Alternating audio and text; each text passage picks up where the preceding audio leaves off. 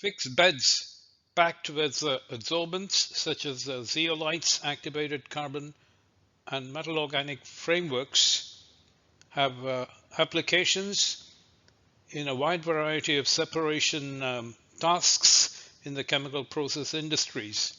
The objective of this presentation is to consider the modeling and simulation of transient breakthroughs of gaseous mixtures in fixed bed adsorbers. At the outset, I'd like to acknowledge the contributions of Dr. Richard Bauer and Dr. Jasper van Baarten for the development of the code for performing the transient breakthrough simulations. Before getting into the mathematical modeling and computational details of transient breakthroughs, let us get a simple physical understanding of how fundamental data on polarizabilities, isosteric heats of adsorption, unary isotherms are relatable to the sequence of breakthroughs in fixed bed adsorbers. For this purpose, we consider the pressure swing adsorption technology for production of purified hydrogen. This technology essentially consists of 4 stages. We have a pressurization step,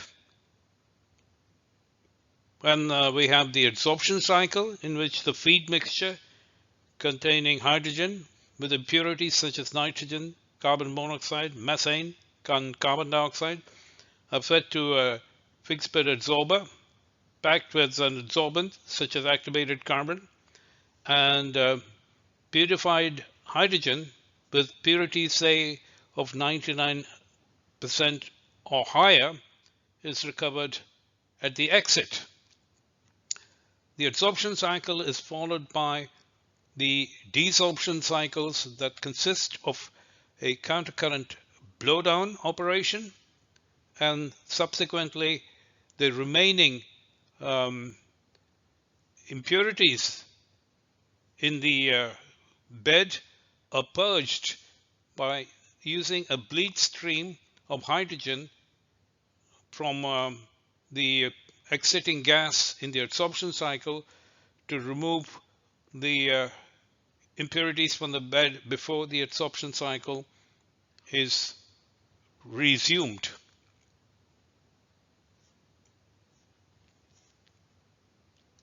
Let us consider the use of activated carbon as adsorbent in the PSA technology for hydrogen purification. The data on the unary isotherms are plotted here. The isotherms for each of the individual components in the feed mixture follow the Langmuirian behavior, and the binding strengths B follow the hierarchy CO2, methane, carbon monoxide, nitrogen, and hydrogen. These components have binding energies which are reflected in the isosteric heats of adsorption given by 29.1 for CO2, 22.7 for methane, 22.6 for carbon monoxide, 16.3 for nitrogen, and 12.8 for hydrogen. The binding strengths and binding energies are relatable roughly to the hierarchies of polarizabilities of the guest molecules. Here the polarizability is plotted against the molar mass, and we see the polarizabilities of CO2, methane, carbon monoxide, nitrogen, and hydrogen.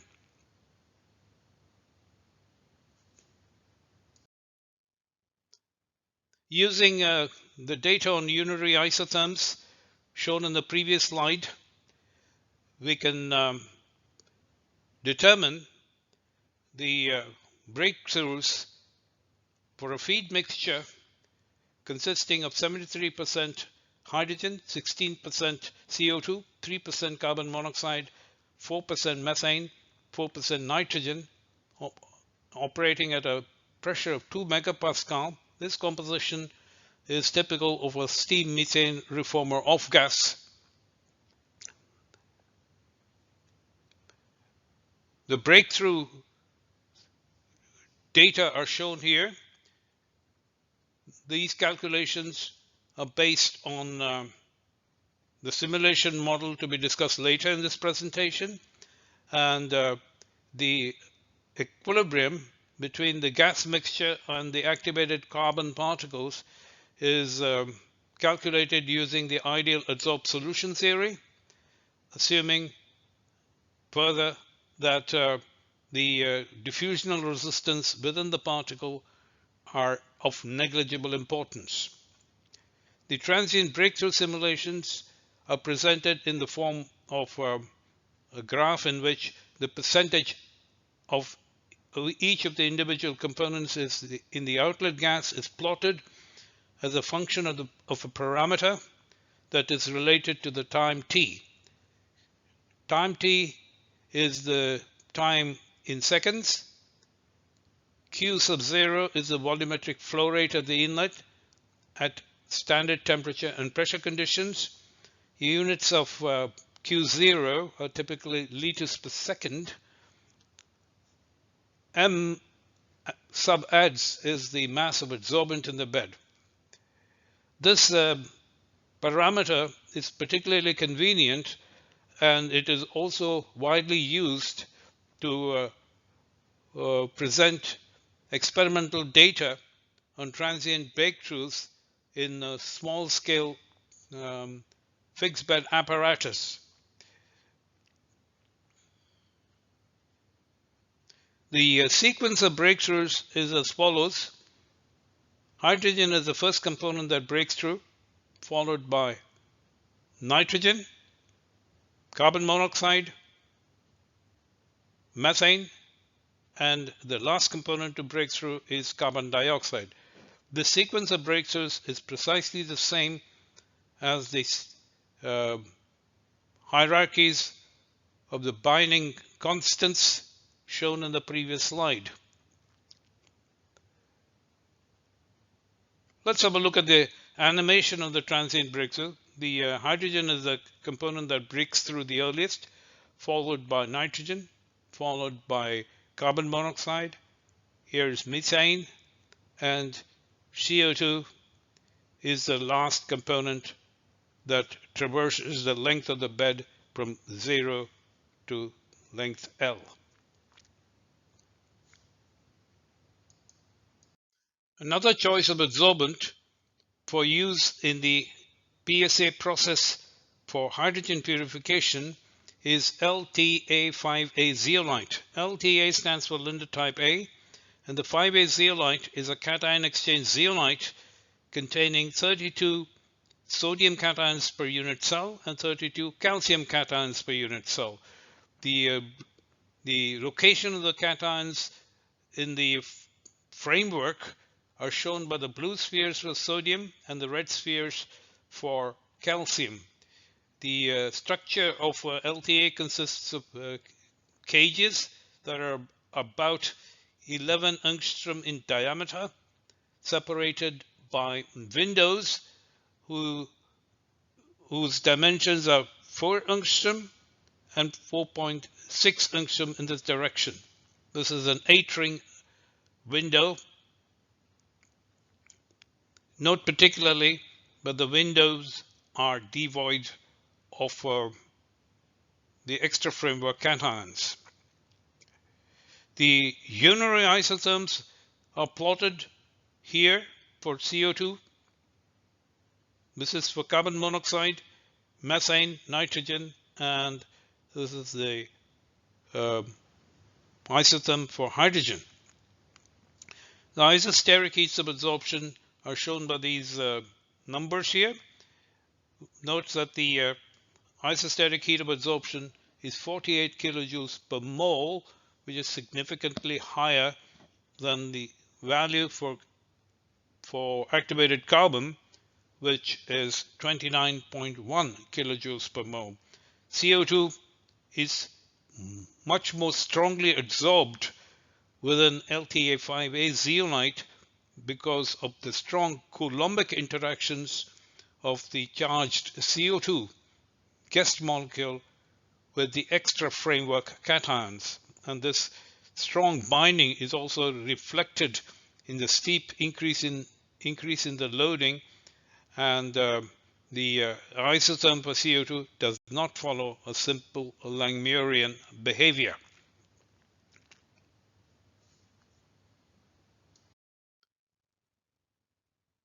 Using the unary isotherm data presented in the previous slide, we can determine the transient breakthroughs in a bed packed with LTA5A zeolite using a feed mixture of the same composition as before, that corresponds to the steam methane reformer off gas operating at a total pressure of 2 megapascals. The adsorption equilibrium between the gas mixture and the crystals of 5A zeolite is calculated using the ideal adsorbed solution theory, and the intraparticle diffusion resistances for each of the individual components is considered to be of negligible importance. The transient breakthroughs calculated using the model to be discussed later are shown here, plotted as a percentage of the guest components in the outlet gas at as a y-axis, and the parameter Q naught T divided by the mass of adsorbent as x-axis. The units of this parameter is liters per kilogram.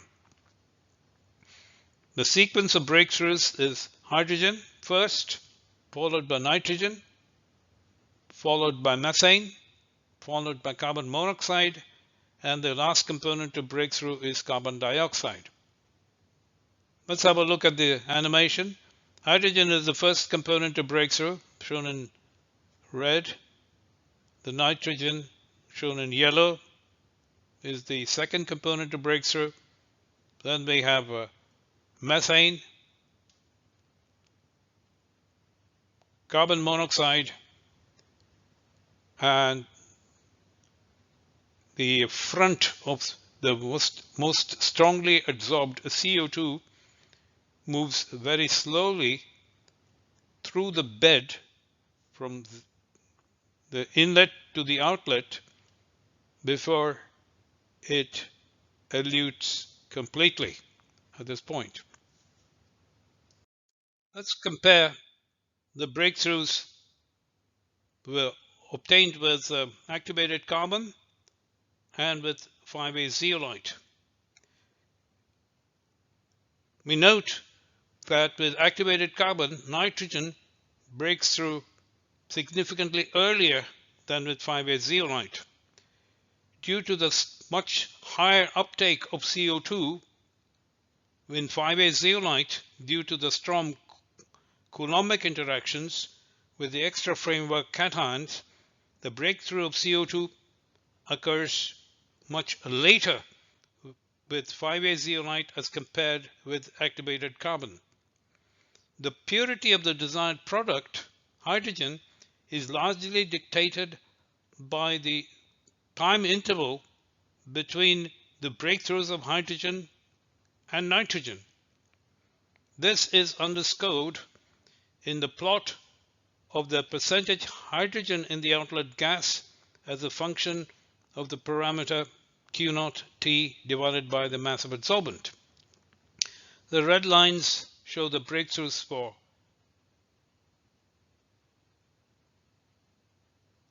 hydrogen using 5A zeolite, and the blue line shows the breakthrough data for hydrogen in using activated carbon. During the time interval indicated by the red and blue arrows, hydrogen of purity larger than 99% can be recovered. it is clear that the productivity of pure hydrogen is significantly higher with 5A zeolite than with activated carbon. But in industrial practice, we use a multi-layered beds of activated carbon followed by LTA5A rather than 5A zeolite on its own. Let's examine why that is the case. Let's try and understand why 5A zeolite is not used on its own in the PSA technology for hydrogen purification. In order to understand this, let us compare the unary isotherms for CO2 in 5A zeolite with the unary isotherm for CO2 in activated carbon. Let us assume that the CO2 loading in the adsorbent needs to be lowered to values below 0.2 in the desorption cycle before the adsorption cycle can resume. Using activated carbon, the target of 0.2 loading CO2 is achievable at a desorption pressure of 0.2 bars. If LTA5A zeolite were to be used in hydrogen purification, the target of 0.2 moles per kilogram of CO2 in the adsorb phase can only be achieved if the desorption cycle is operated at a pressure of 2 millibars. In other words, for regeneration of the adsorbed components, especially CO2, deep vacuum, say below 2 millibars, is required for use of LTA5A zeolite, whereas with activated carbon, 0.2 bar is sufficient for the desorption process. In practice, a steam methane reformer off-gas mixture is fed to a bed packed with 3 different adsorbents. First, we have alumina silica gel, which has a task of removing any trace water in the feed mixture. Then we have a layer of activated carbon, whose primary task is to adsorb the CO2, and this is followed by a layer of 5A zeolite, whose task is to produce hydrogen of the required purity by adsorbing the impurities nitrogen, carbon monoxide, and methane. Having gained some understanding of how the fundamental properties of guest molecules such as polarizabilities, binding strengths, heats of adsorption can be related to the sequence of component breakthroughs in fixed bed adsorbers, let us turn our attention to the modeling and simulations of transient breakthroughs. The background information to the material that will be presented in the subsequent slides are provided here.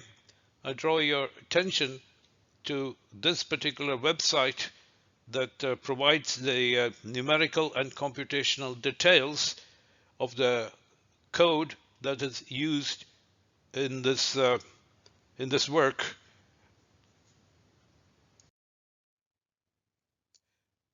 The salient features of the model for performing transient breakthrough simulations are described in this slide. We consider a bed of length L.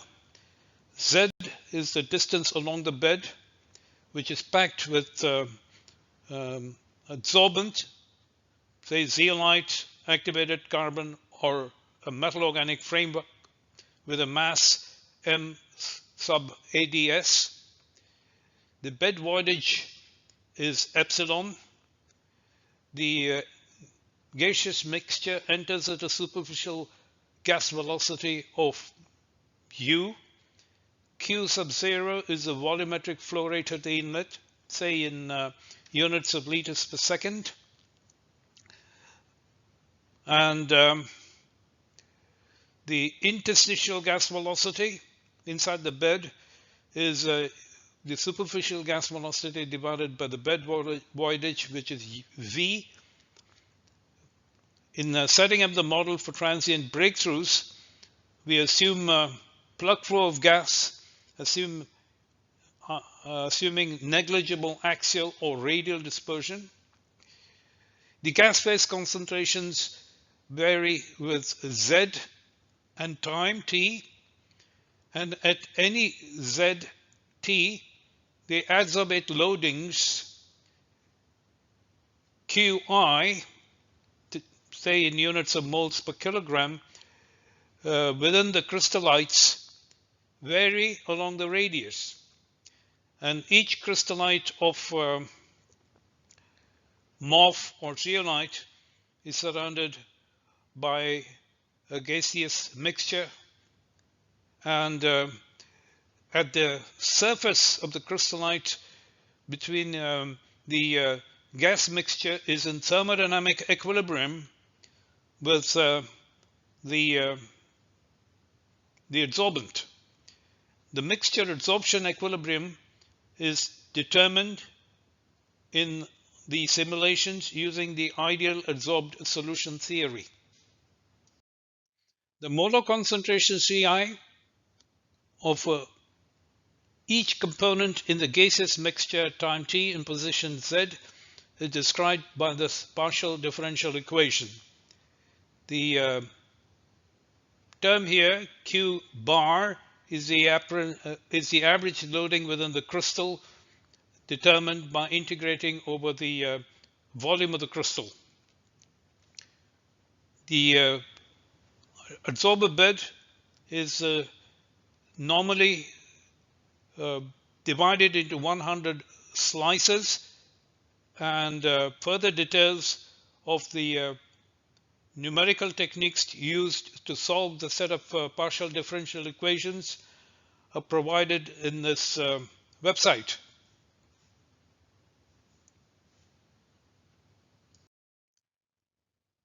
Consider the transient uptake of the gaseous component into the crystallites at position Z in the fixed bed adsorber. The transient uptake of each of the components is described by this partial differential equation, where Q sub I represents the molar loading at the radial position R, and Ni is the flux of component I.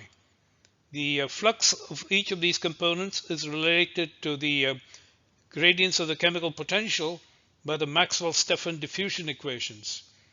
The Maxwell-Stefan diffusion equations recognize two types of diffusibilities.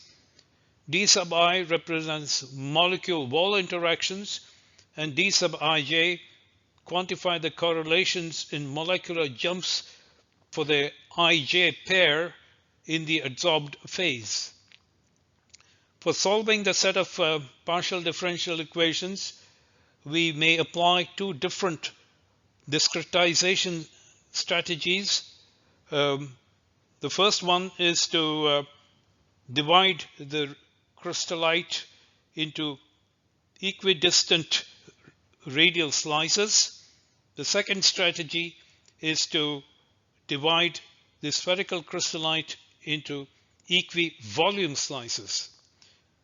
The equivolume slices strategy is more efficient because the steeper gradients in the molar loadings occur near the surface of the particle, whereas towards the center of the particle, the gradients in the molar loadings are shallower.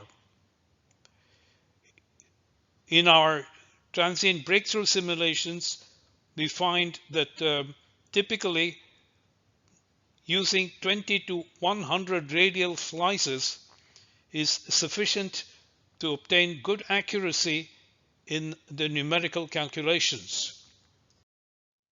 Let us gain an appreciation of the importance of correlation effects for mixture diffusion inside crystalline microporous materials. Consider CO2 mixture diffusion in MFI zeolite, specifically a mixture of carbon dioxide and hydrogen.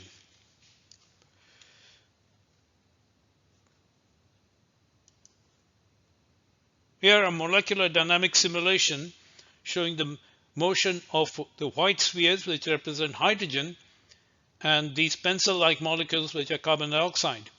Hydrogen has a higher mobility, but CO2 is much more strongly adsorbed.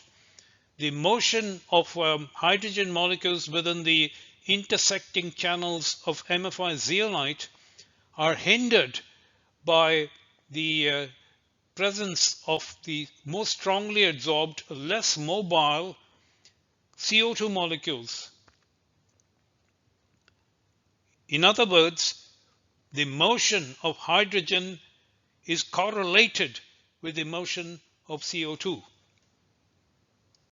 Correlation effects for CO2 hydrogen mixture diffusion in MFI zeolite considered in the previous slide may also be simply explained using the metaphor of a checkerboard in which the strongly adsorbed CO2 molecule occupy these adsorption sites within the MFI zeolite framework. A mobile hydrogen molecule here is able to traverse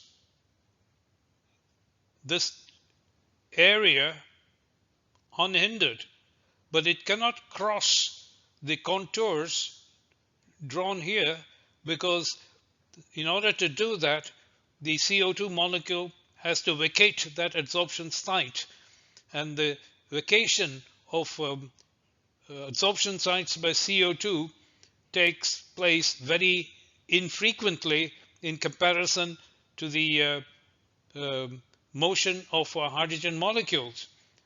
The net result is that the mobility or diffusivity of hydrogen is severely reduced due to the tardier CO2 molecule that is reluctant to vacate its position. It's akin to a game of musical chairs. A hydrogen molecule can only occupy a chair if it's vacated by CO2, and this results in a slowing down effect for hydrogen. The mobility of the more mobile scooter is correlated with the mobility or lack thereof of this elephant. And correlation effects quantified by the D12 term in the Maxwell-Stefan diffusion equations need to be duly accounted for in describing mixture diffusion in a variety of microporous crystalline materials. The Maxwell-Stefan diffusion equations recognize that the chemical potential gradients are the proper driving forces for diffusion. The chemical potential of any species is relatable to the partial fugacities in the gaseous phase, and the partial fugacities in the gaseous phase are relatable to the molar loadings inside the crystallites of the adsorbent by use of the IAST for thermodynamic equilibrium along with the data on the unary isotherms. Therefore, the relation between the chemical potential gradients and the gradients of the molar loadings are via a matrix of thermodynamic factors, gamma ij. For a binary system, we have a matrix of thermodynamic factors with 4 elements.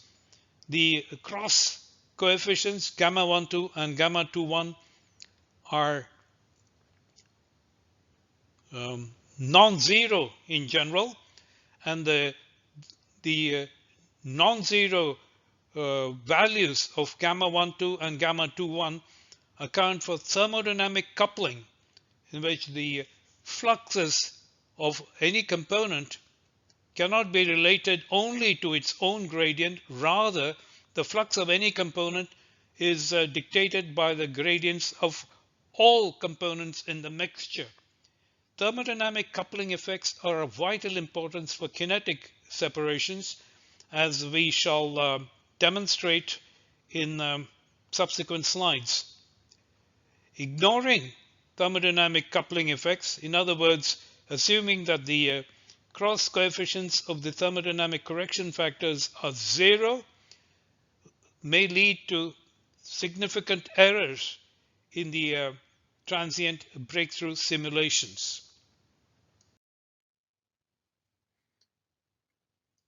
In order to demonstrate the importance of thermodynamic coupling effects in kinetic separations, let's take the specific example of purification of natural gas. In several natural gas resources, the concentration of nitrogen that is present can range up to 20%. Now, since the nitrogen that is present in the gas lowers the heating value, the pipeline specification for transportation of natural gas specify that the nitrogen content should be less than 3%. One technological solution for reducing the nitrogen content from 20 to 3 is to use pressure swing adsorption technology, which with an adsorbent that is selective to nitrogen, so that methane can be rejected into the gas phase and recovered at the required purity. However, all available adsorbents are selective to methane because of the higher polarizability of methane with respect to nitrogen. The solution, therefore, is to rely on diffusion selectivity by choosing, say, an adsorbent such as LTA4A zeolite. LTA stands for Linde type A, and 4A zeolite contains 96 extra framework cations per unit cell. The location of these cations are shown by the blue spheres. Note also that some of the cations are located in the window region, hindering the transport of guest molecules from one cage to the adjoining cage. The cage diameters of LTA4A zeolite are approximately 11 angstrom, and the dimension of the window aperture is about 4 angstrom. Let's have a look at the animation to see how methane hops from one cage to the adjacent cage. The hopping is one molecule at a time, and therefore the molecular hops are uncorrelated.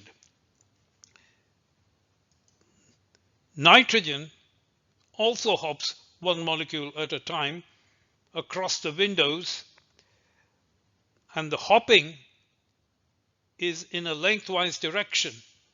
Since the cross-sectional dimension of nitrogen is 3.3 angstroms, that is significantly lower than the diameter of the methane molecule, the diffusivity of nitrogen inside LTA4 zeolite is about a factor 25.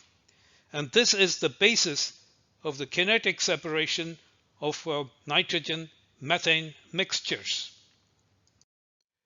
Habgood in 1958 published a set of experimental data on transient uptake of nitrogen and methane in LTA4A zeolite at a temperature of 194 Kelvin.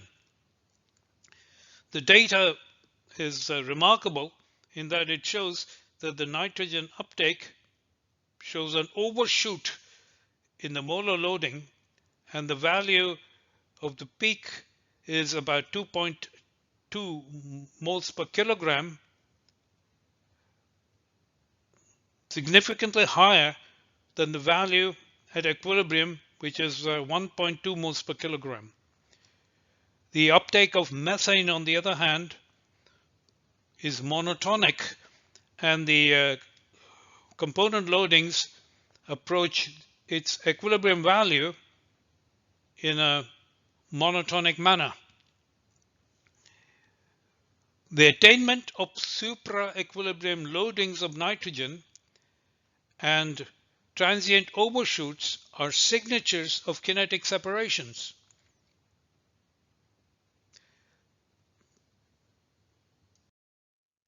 Let's model the nitrogen-methane mixture uptake in LTA4A zeolite using the Maxwell-Stefan diffusion equations. The D12 term, signifying correlations between 1 and 2, need not be accounted for because the guest molecules jump one at a time across the windows from one cage to the adjacent cage of LTA4A zeolite. We take the diffusivity values based on the data provided by Habgood, and let's first consider the transient uptake simulations in which the thermodynamic coupling effects are duly accounted for. The uptake of nitrogen is plotted, is followed here as it develops inside the crystallite of 4A zeolite. This is the surface of the zeolite, which is in equilibrium with the bulk gas mixture. This is the center of the crystallite. The nitrogen, shown by loadings in moles per kilogram, shown by these red lines. Note that this is the loading at the surface, and the peak loading is significantly higher, and it diffuses much faster than methane. And at this time, the maximum loading has been achieved, and the loading inside the crystal of nitrogen decreases finally to reach the value at equilibrium. So it undergoes overshoots as observed in the experiments. Let's now perform the same set of simulations, but now ignoring thermodynamic coupling and assuming that the matrix of thermodynamic correction factors is the identity matrix. In other words, gamma ij is the Kronecker delta. These simulations are shown here. Again, this is the surface of the crystallite. This is the center. The red line is for nitrogen. The blue lines are for methane.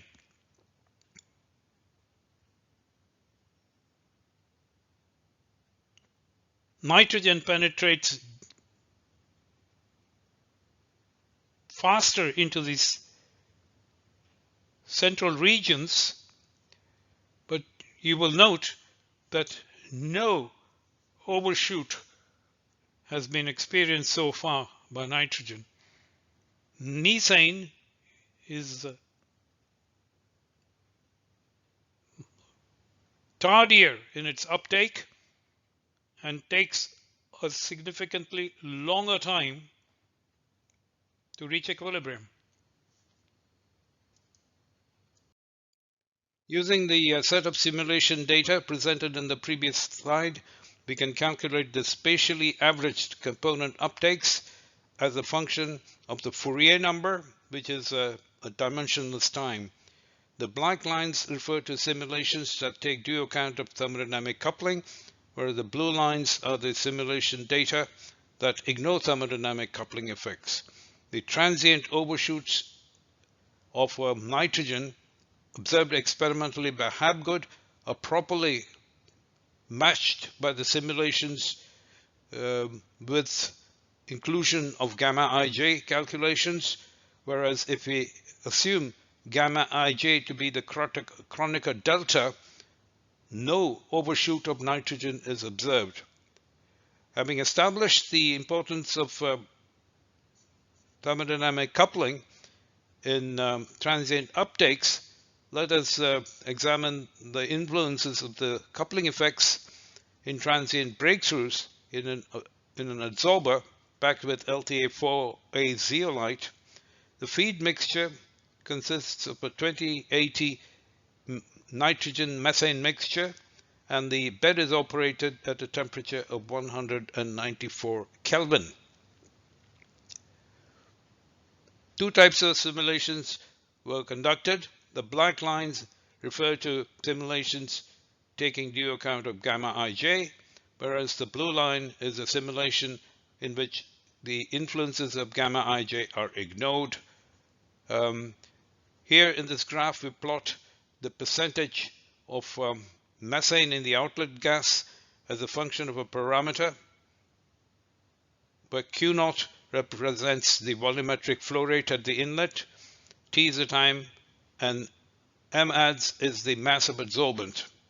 This is a convenient parameter to use in presenting transient breakthrough simulations because many experimental studies present their breakthrough experimental data on the laboratory scale using this parameter. We aim for the purity of methane in the outlet gas that is higher than 97%, and the length of the arrow shown here in black represents the amount of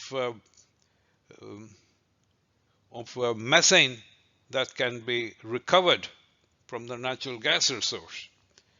This productivity of methane is significantly higher than the productivity of methane that is anticipated from a model that ignores thermodynamic coupling effects. Let us examine the experimental data for transient uptake of carbon dioxide and ethane in the ratio of 60:20 inside a DDR zeolite that consists of cages separated by windows that are 3.7 in this direction, 3.7 angstrom, and 4.4 angstrom in this direction. It's 8-ring window. CO2 diffuses faster than C2H6 because the cross-sectional dimension of CO2 is significantly lower than that of ethane. The experimental data from this publication shows that the transient uptake exhibits an overshoot in the loading of CO2 before it equilibrates to a value of 0.6 moles per kilogram. Ethane is the most strongly adsorbed component, but has a lower diffusivity, its approach to thermodynamic equilibrium is monotonous.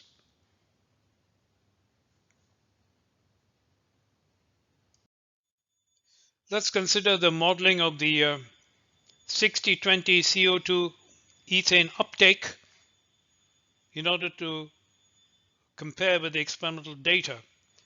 The Maxwell-Stefan equations are shown here. The correlation term can be neglected because each of these gas molecules jump across the windows from one cage to the adjacent cage one at a time, and the intercage jumps are uncorrelated.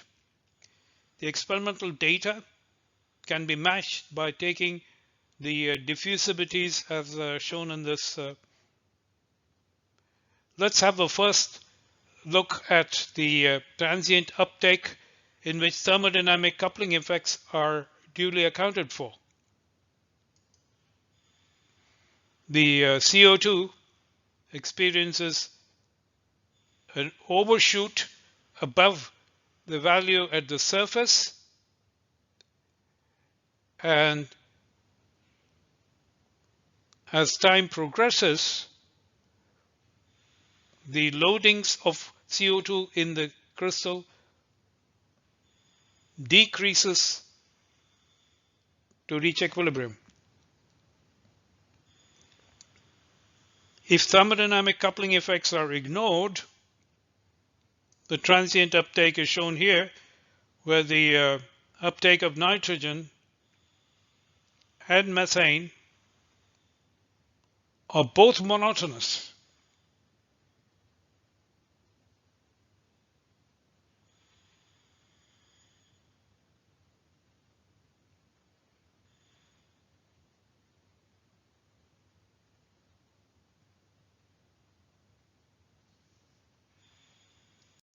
Let's consider propene-propane separations.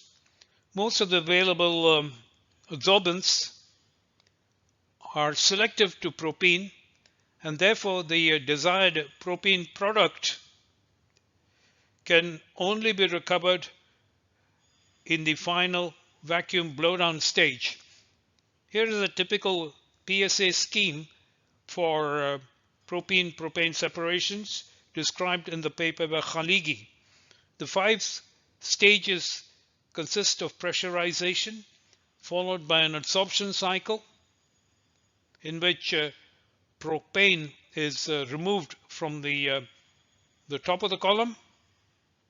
The adsorption cycle is followed by a co-current high pressure purge with propene in order to remove any adsorbed propane in the pores. This is followed by a co-current blowdown step, and finally a countercurrent vacuum blowdown is used to recover propane of the desired purity. The product purity is dictated strongly by the amount of propane that is still present in the void volume and in the pores in this final countercurrent vacuum blowdown step. Therefore, it is important to have an adsorbent material that completely rejects propane into the gas phase and is highly selective to propene. One such material is chabazite, and that is the material also described in detail in this paper. Chabazite zeolite, suggested as an adsorbent for propene-propane separations, is a cage-type zeolite where adjacent cages are separated by windows which are 4.2 angstrom in this direction and 3.8 angstrom in this direction. Due to subtle differences in the bond angles and bond lengths between propene and propane, the ratio of diffusivity of propene to propane is a few orders of magnitude high, as reported in this paper by Ruthven and Reyes. And therefore, due to the high ratio of diffusibilities, it is possible to construct a kinetic separation scheme for propene-propane separations. Let's look at transient uptake of a mixture of propene and propane in all silica zeolite. The simulations of the transient uptake were carried out using the unary isotherm data along with the diffusibility data from the paper by Khaligi. Let's have a look at the animation for the transient uptake. This is the surface of the particle. The red line shows the uptake of propene that has a diffusibility 5,000 times larger than the diffusibility of propane.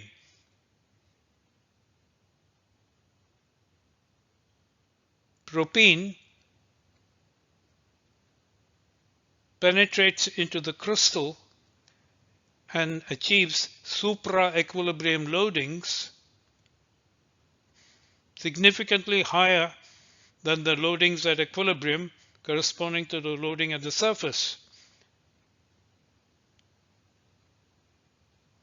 Note also that for a 50-50 mixture in the gas phase, the loading of propane at the surface is larger than the loading of propene. And when equilibrium is reached,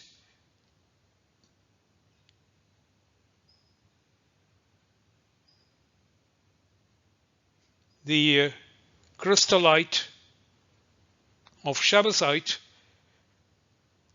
is richer in propane than propene. The spatially averaged component loadings are plotted here. In black are the simulations that include thermodynamic coupling effects, and the lines colored blue are simulations in which thermodynamic coupling effects are ignored, and the simulations are based on the assumption that the matrix of thermodynamic correction factors is the identity matrix. Taking proper account of thermodynamic coupling effects leads to significant transient overshoots in propene and the attainment of supra-equilibrium loadings that are about a factor 3 to 4 times larger than the value at equilibrium.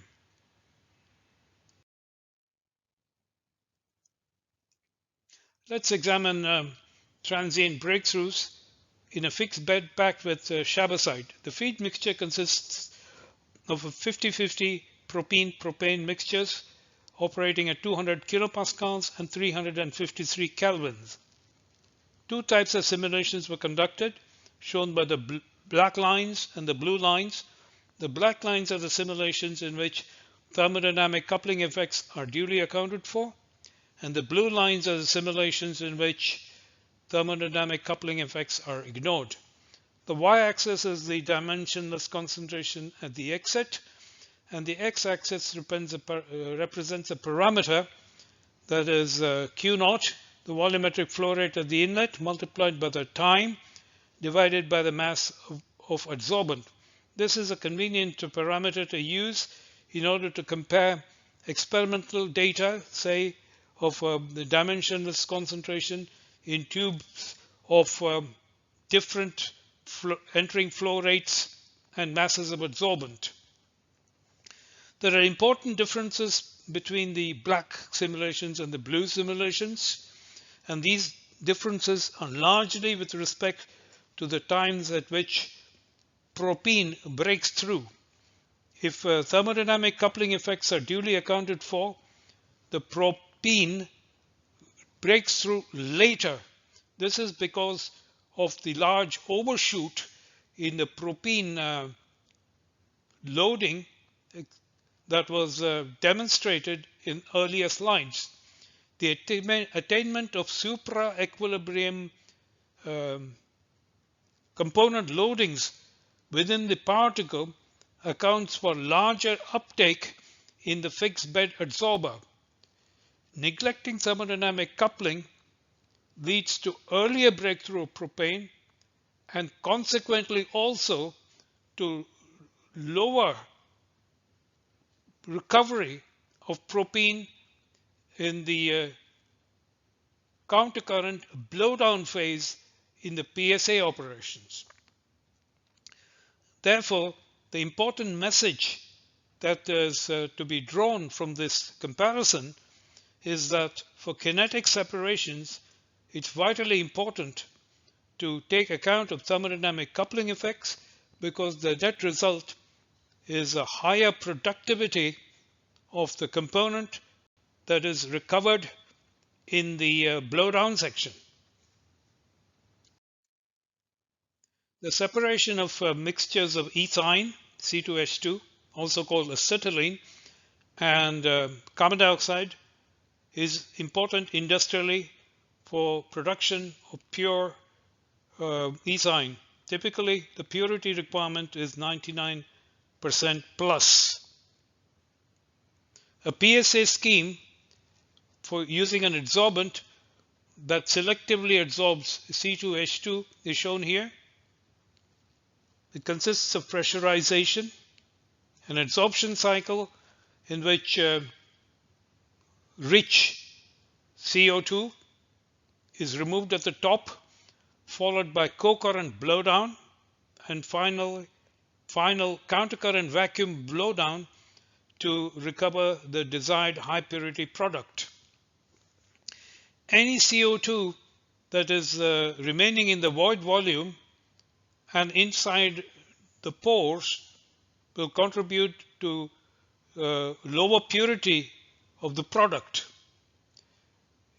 In order to achieve high product purity at high recoveries, it is important to choose an adsorbent material that practically rejects CO2 entirely into the gas phase and does not adsorb CO2 at all.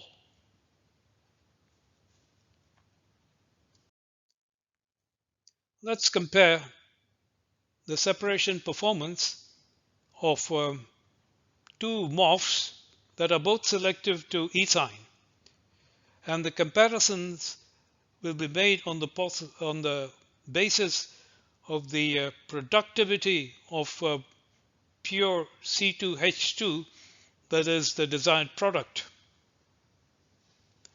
We use a simple scheme in which we have an adsorption cycle followed by vacuum blowdown. For the adsorption cycle comparison, we plot the dimensionless concentrations at the exit against a parameter Q0 T divided by mass of adsorbent. The Q0 is the volumetric flow rate at the inlet, and M ads is the mass of the absorbent, and T is the time. The black lines refer to simulations using UIO66 MOF that is impregnated with copper. The blue lines are the simulations for TIF6 2 copper I. I stands for interpenetrated. There are significant differences in the breakthrough times for C2H2. With the blue MOF, the breakthrough time is much higher than the breakthrough time for UIO66 MOF. This means that when vacuum blowdown starts with these two MOFs, in order to recover the desired C2H2 product, the uptake of C2H2 inside the adsorbent pores will be significantly larger in the case of the blue MOF, which is TIF62 copper I, than the black MOF, which is the copper ignited UiO66.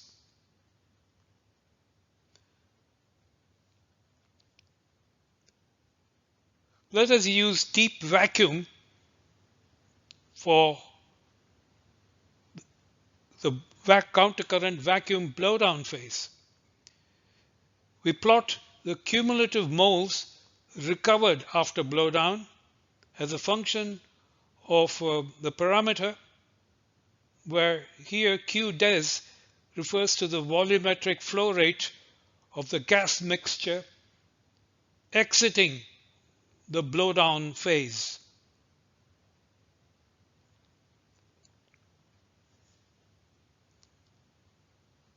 For the blue MOF,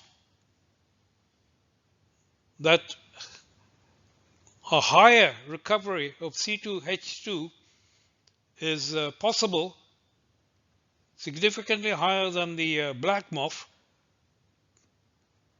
but the flip side is that the blue MOF also produces more of the CO2 that remains inside the adsorbed phase.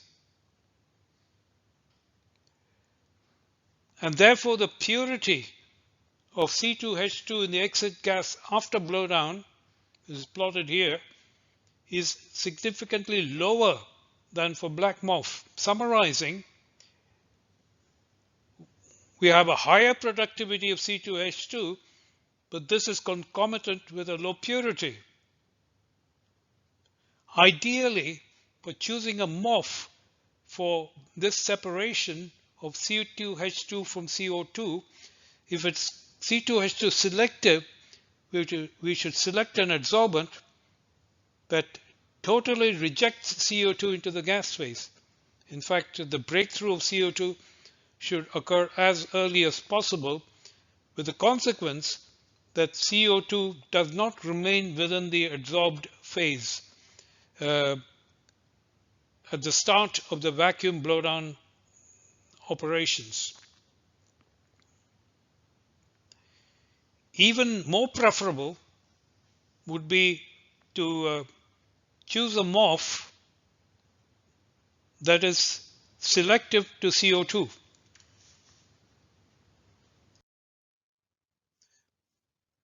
Professor Dam Zhao at the National University of Singapore and his group have reported results for cerium-4 Mil144F MOF that is CO2 selective, and this MOF is of potential use for producing high purity C2H2 from a CO2-C2H2 mixture. We present simulations of transient breakthroughs in a fixed bed packed with the cerium MOF. Two types of simulations are compared, one in which diffusional resistances are duly accounted for, and the other type of simulation in which the diffusional effects are ignored, and we assume that the diffusivity is divided by the square of the radius of the crystallite is very large, leading to practical equilibrium between a gas mixture and the particle of adsorbent at any position in the fixed bed. Let's have a look at the two simulations. I will run these simultaneously. I would like you to note that the simulations with diffusion have a more distended characteristic than the simulations that ignore diffusion. If diffusion effects are ignored, you get very sharp fronts. This is the front of C2H2 as it traverses the fixed bed and exits the column, and CO2 that is more strongly adsorbed is leaving the column at a much later stage, leading to good separation. This graph shows a comparison of the experimental breakthroughs for C2H2 and CO2, shown in red and green, with the two types of simulations that were described in the previous slide. The simulations indicated in black are the ones that include diffusional limitations, and the simulations that are indicated in blue are the ones where diffusional influences are ignored. We see sharper breakthroughs with the equilibrium based simulations shown in blue. Sharper breakthroughs result in higher productivities. So diffusional influences have a tendency to lead to distended breakthroughs and lower productivities.